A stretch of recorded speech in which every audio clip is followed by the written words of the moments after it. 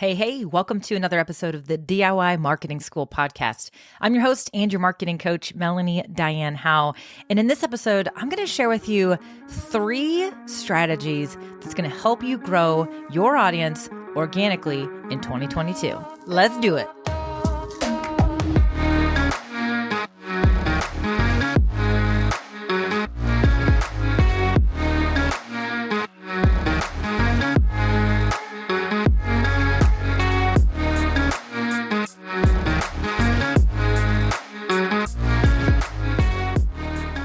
Well, how is it going, my friend?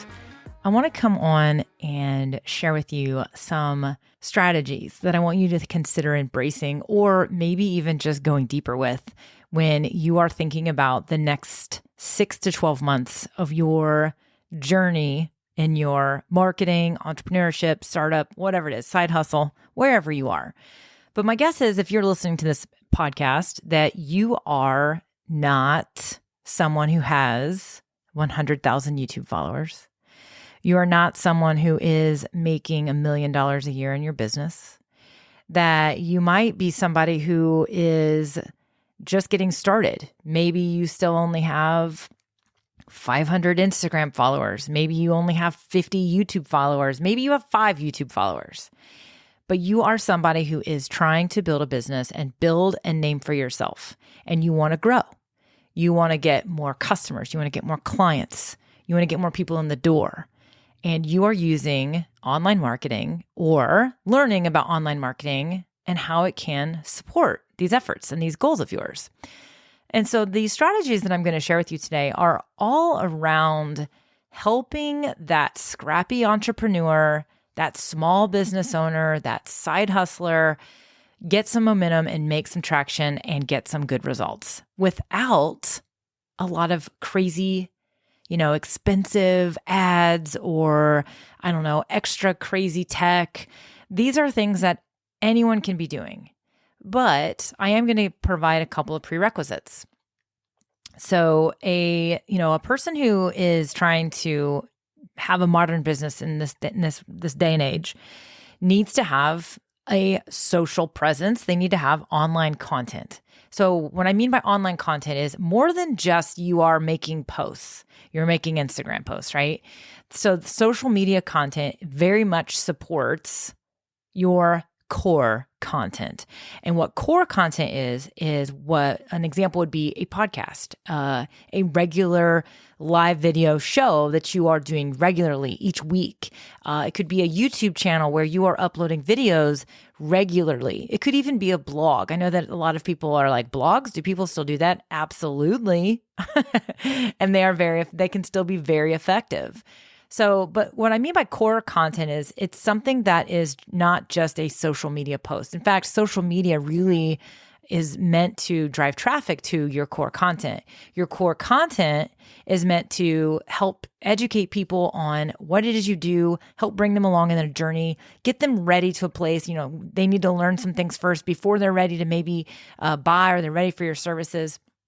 Your core content does that, but your core content is also a way to drive traffic to your website, to your store, to actually get transactions. So this content is, again, educational in general. I'm not going to sit here and make this podcast episode a lesson on what inbound marketing or content marketing is.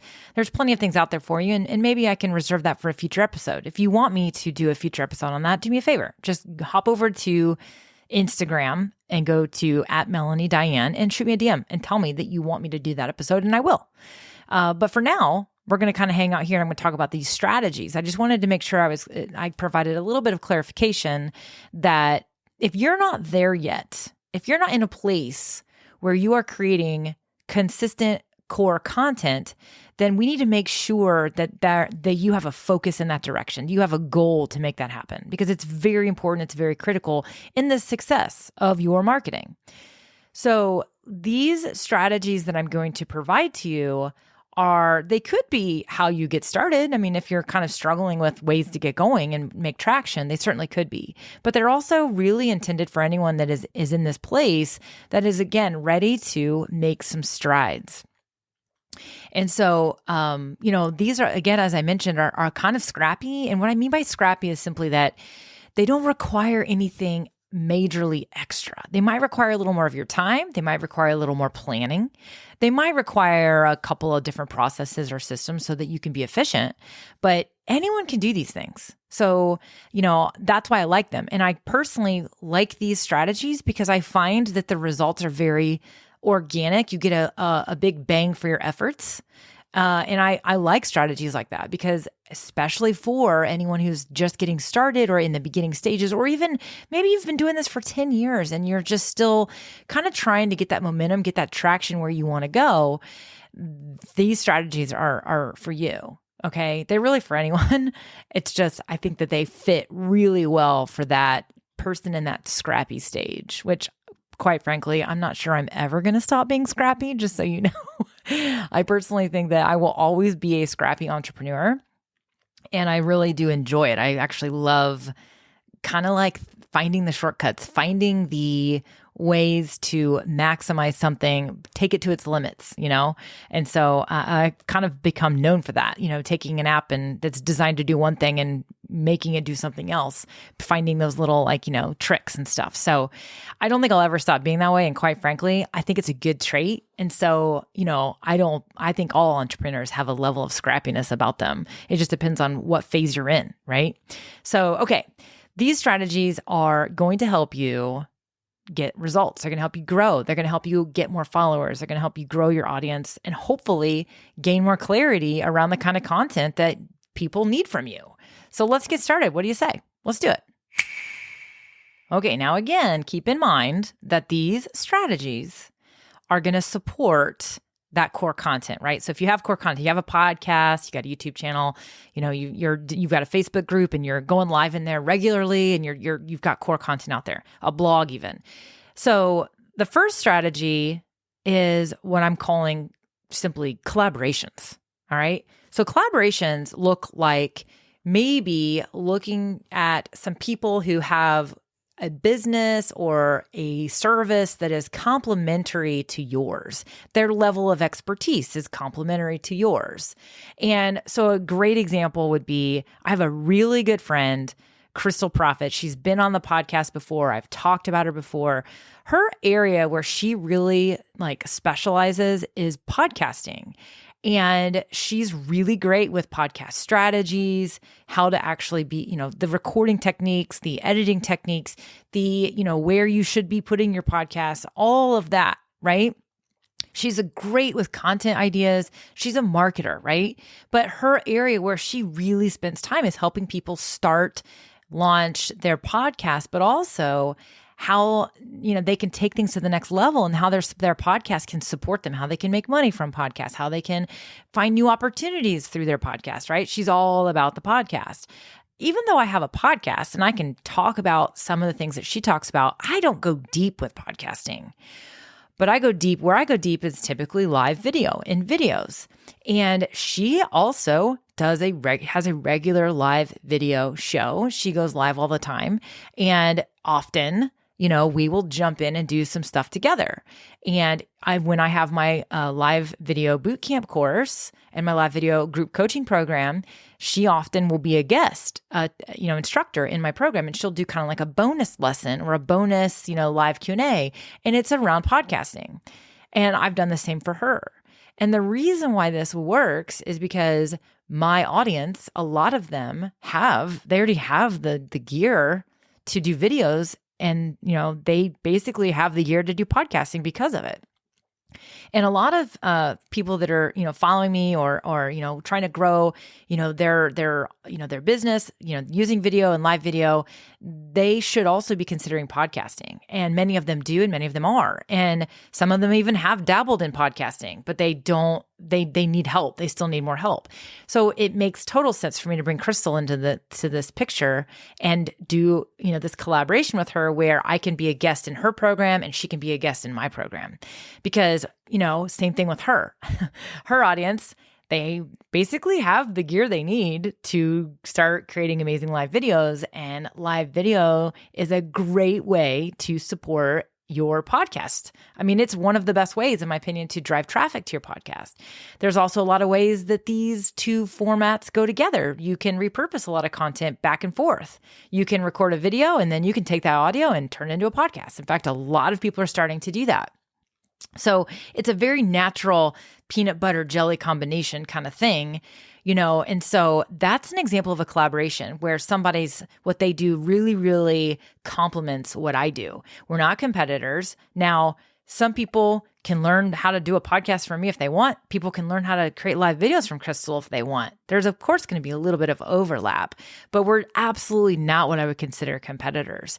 And so for me, that's a perfect sweet spot, a perfect combination of somebody that you could do a collaboration with. Now, a collaboration, as I mentioned, could be you exchanging content for programs, helping each other, guests for each other, but it could also even be a show collaboration. So a partnership of content. And what that looks like would be maybe doing a podcast together, hosting a podcast together, hosting a live weekly show together or a monthly show together.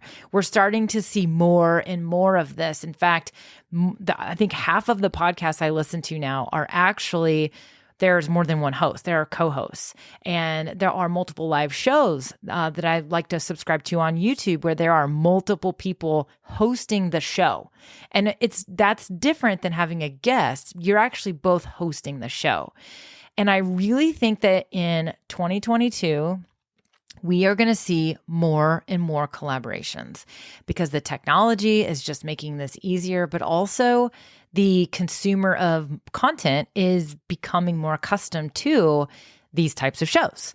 And so it adds interest. It adds another layer of, value to your content when you can bring somebody else in, a guest expert, and also build the relationship. So the collaboration is very much you're building a relationship with your audience, with that other person. And, you're going to, reach their audience as well, because if it's a collaboration, again, there's an exchange. So I love the idea of collaborations. I want you to be thinking and keep your eyes out there for people who you feel you would mesh well with. I don't think that you should jump in to trying to start a collaboration with somebody that you don't know. Maybe, you might be in the same, membership group or Facebook group or in the same even audience where you're always seeing each other. But you need to kind of dabble in some stuff before you actually jump in and say, let's do a show together. So, there's multiple ways that you can get to know somebody and kind of network with them. But the next strategy is actually where you would probably want to start. And that is actually having them as a guest in your content. So if there's somebody out there that you're seeing and you're like, ooh, that would be so fun to have a show together, I want to do, or they have an online program, I have an online program, or, they have a store and I have a store and their stuff, maybe we could cross merchandise, whatever that looks like for you. You probably need to do an experiment first. Give it a test. Because not only do you need to figure out if you mesh well with this person, you need to figure out if you can work with this person. Doing collaborations and having a show together is very much requires some synergy with this person. I'm not talking about a full-blown partnership, but, a content collaboration or exchange that you do need to have that synergy. The other thing that you need to make sure is that your audience is going to mesh with this person too. Are they a good fit for your audience? And you might watch their content and it might feel one way, but then when they come into your content, it might be a little different. And so having someone as a guest in your podcast, on your video, live video, or just as a content, just, hey, come on and let's do a video together, or even on your blog. So having a guest blog article from somebody, that is a great way to test the waters and to just kind of try it out, right? Try it on for size and see if it feels like it could be a good fit. And so the second strategy is actually having guests in your content, but it's also a precursor to that first big strategy I just provided to you. I kind of figured I should start out like go big or go home with the biggest, strategy to start this off. But I actually think that having guests in your content outside of collaborations, okay? So the second strategy I want you to consider is who can come onto your show and who can you interview for your content? So, and it very much feels like an interview. So again, this is a great place. The best way that you can do this is think about some of the questions that you might get from your audience that you can't answer because you're just, quite frankly, just not quite well-versed enough, or it's just simply not your jam. It's just not your area. So you might be able to, answer some of their questions or guide them, but for the most part, you really aren't qualified to be that guest, but it's something that they need to know and people keep asking. So these are frequently asked questions that you can't answer. So one of my number one strategies for coming up with content for any of your marketing content is to start out with what questions are people always asking you, or what questions are you always seeing come up that people are asking, others that do what you do or that you're trying to do. And so frequently asked questions is a great place to start. But that doesn't mean you're going to necessarily be able to answer all those questions. So think of some frequently asked questions or things that come up where you can't answer. And the easiest way to remember this is to what makes you uncomfortable. So I know that a lot of times when I work with some of my students that go through my program, when we're talking content strategy, is they have a hard time coming up with these. And it's probably just simply because they don't talk about the topic. Right? They don't talk about the topic. I'll give you a really great example that comes up for me is people will ask me questions about Facebook ads or Instagram ads, digital ads, Google ads even. And I'm like, that's not my jam because I don't run ads. I just am not in a phase in my business where I'm running ads. Now, I have run ads before. I've run ads for clients when I used to have an agency. I used to, of course, learn how to do that. And back when we had boosted posts and then you got into, everything got more sophisticated. I mean, I knew enough then, but I would never consider myself an ad strategist or somebody who is qualified to answer questions, especially now, because I haven't run an ad in years. So I don't even know what the interface looks like anymore.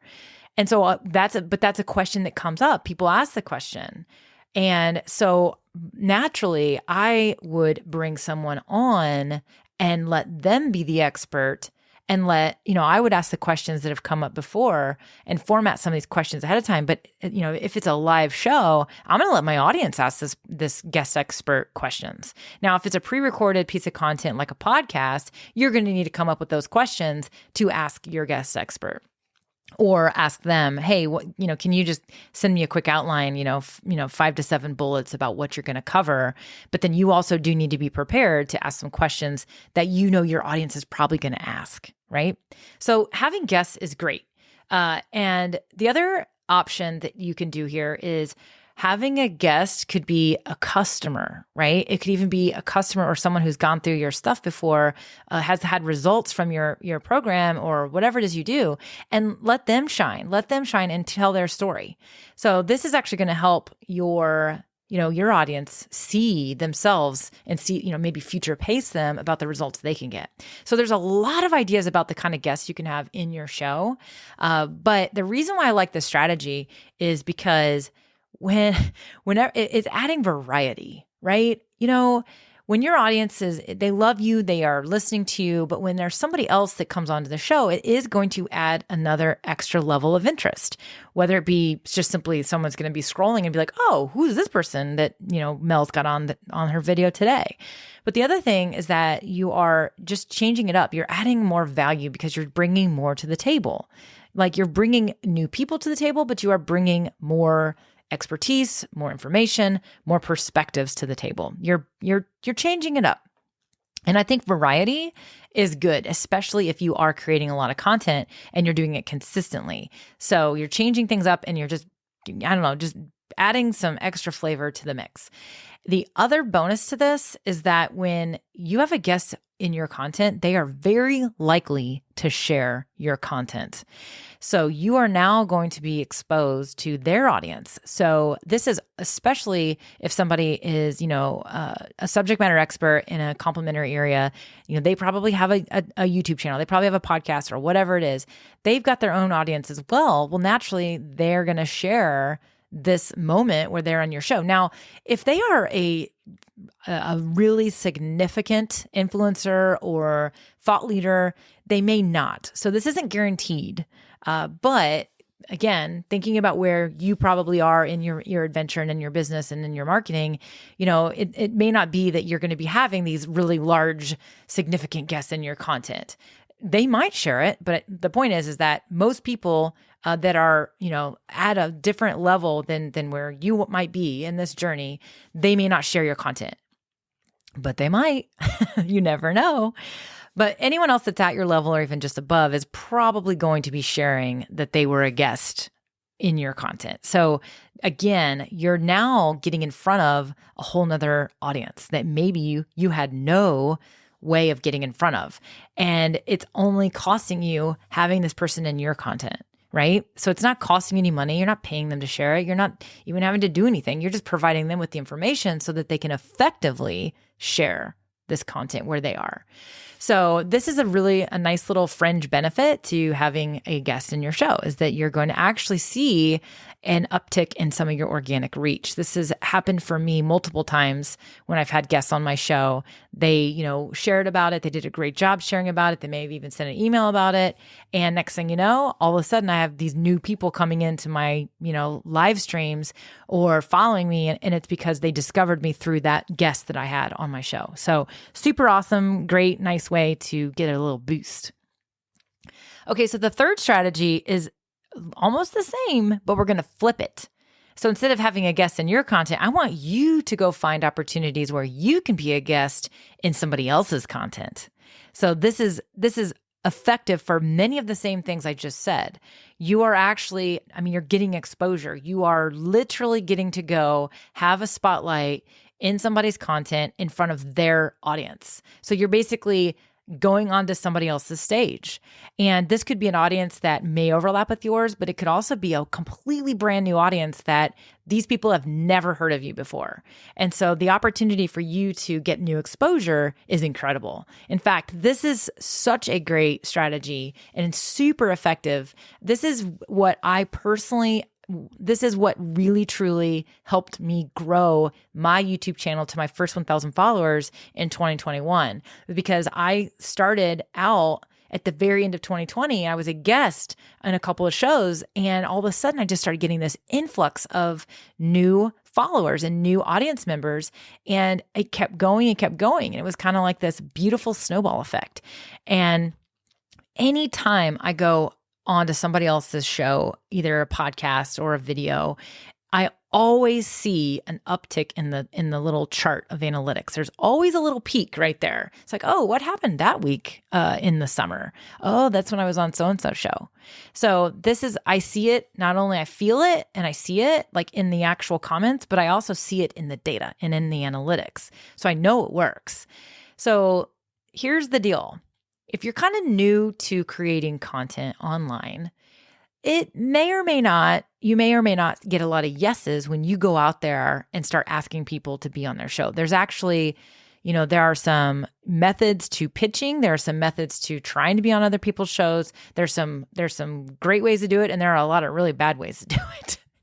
And so there's certainly some research I want you to do there on how to get those guest opportunities. In fact, my friend I mentioned earlier, Crystal Profit, has a few podcast episodes about pitching to getting on podcasts. Well, I will tell you, it's very, very similar pitching to be on somebody's video show. It's a lot of the same things kind of go into play.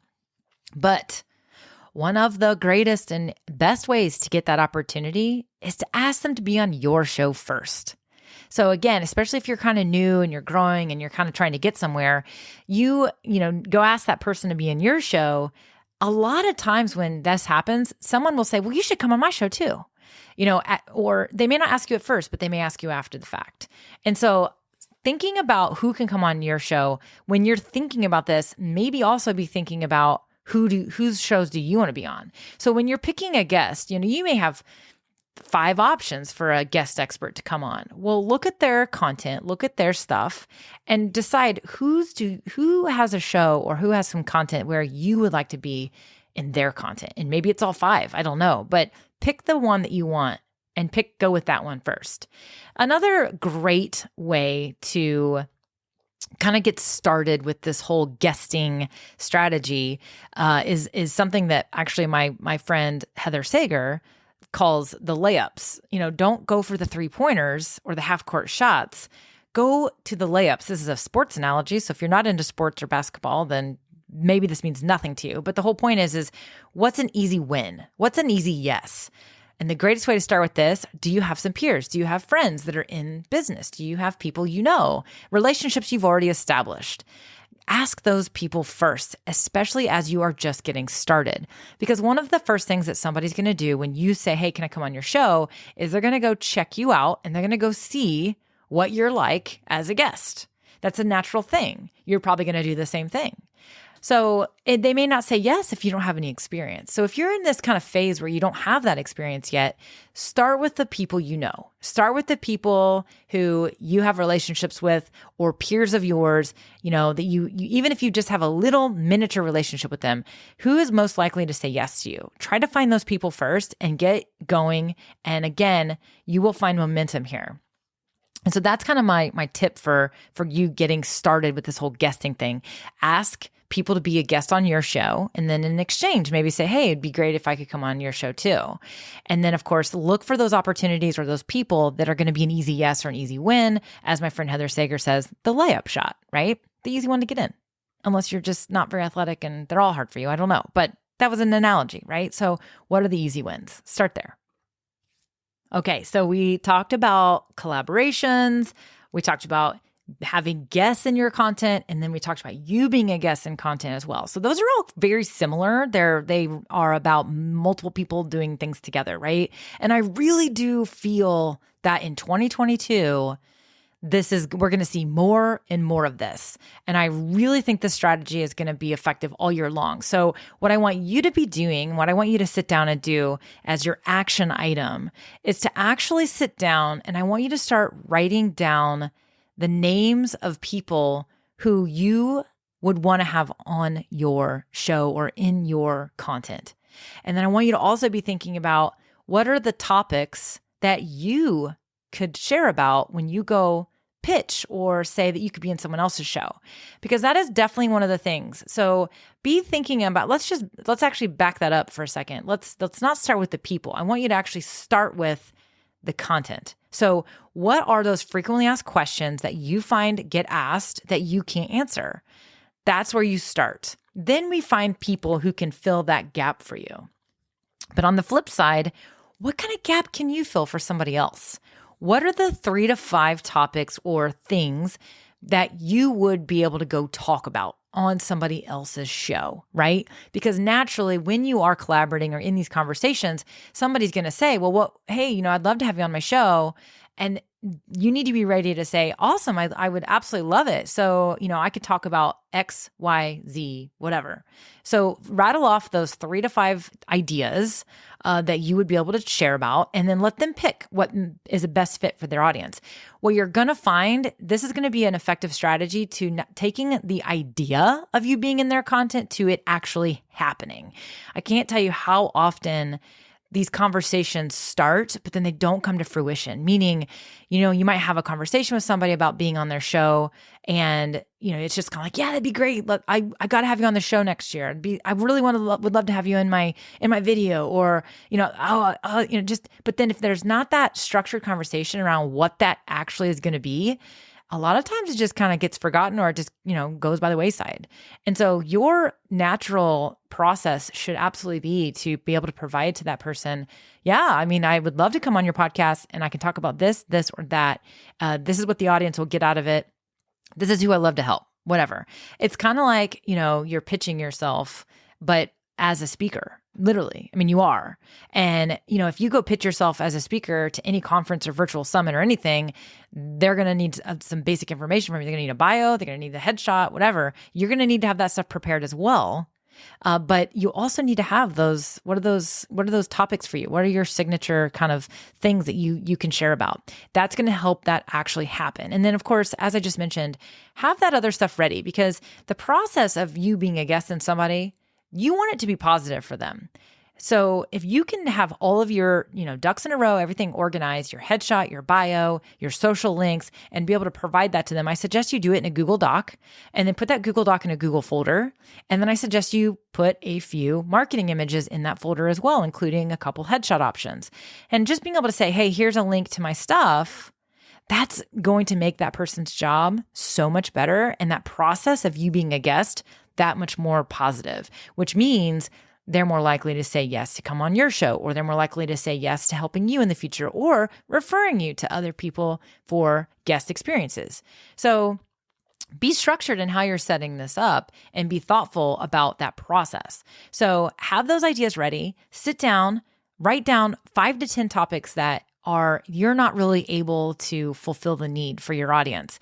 And then go seek those people out for collaborations and for guest opportunities. And then also sit down and write down what are your 3 to 5 things that it's like you love to talk about the most. And here's another kind of trick to this. Something, if you are creating content already, if you have a YouTube channel, if you have a podcast, whatever, go take a look at your analytics. What are your 3 to 5 highest performing episodes or pieces of content? Take a look at those. That might be a great place to start when it comes to, hey, what should I be talking about? Because clearly it worked well for you in your own content. It's probably going to work well for somebody else in their content as well.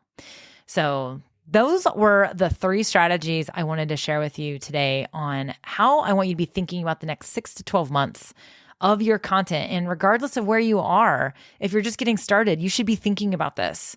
But if you are just now brand new and you have no content out there, no core content, start there. Be creating some content, but be thoughtful about what this can look like for you here pretty soon. I definitely think you have to have a relatively established, kind of content strategy before you start incorporating guests. You certainly could be looking at your content and saying, well, my content is actually all about guests. Well, that can work too. But this strategy is really, I'm talking to the people who are looking to kind of mix things up, add a little extra sauce, add a little extra spice to their content, and get those really good organic results, growing your following, growing your channel. So that's what I had for y'all today. Hopefully you found it helpful. And do me a favor, if you do find this content helpful, one of the best ways that you can actually give me a high five is to actually rate this podcast. So go in, write a quick review. It doesn't have to be anything crazy long. Share with people how you feel about the episode. And then the other way that you can give me a double high five, like 2 hands in the air, high five, the good one, is to actually share about this podcast, whether it be you just share it as a text message to another entrepreneur friend of yours, share it on your own channel, share it in your own Facebook group, wherever it might be. That is another great way that you can support me and support this channel, is by putting both those hands in the air virtually and give me that virtual high five by sharing this episode. So I appreciate you so much for being here, and I'll see you next time in the next episode of the DIY Marketing School podcast. See ya.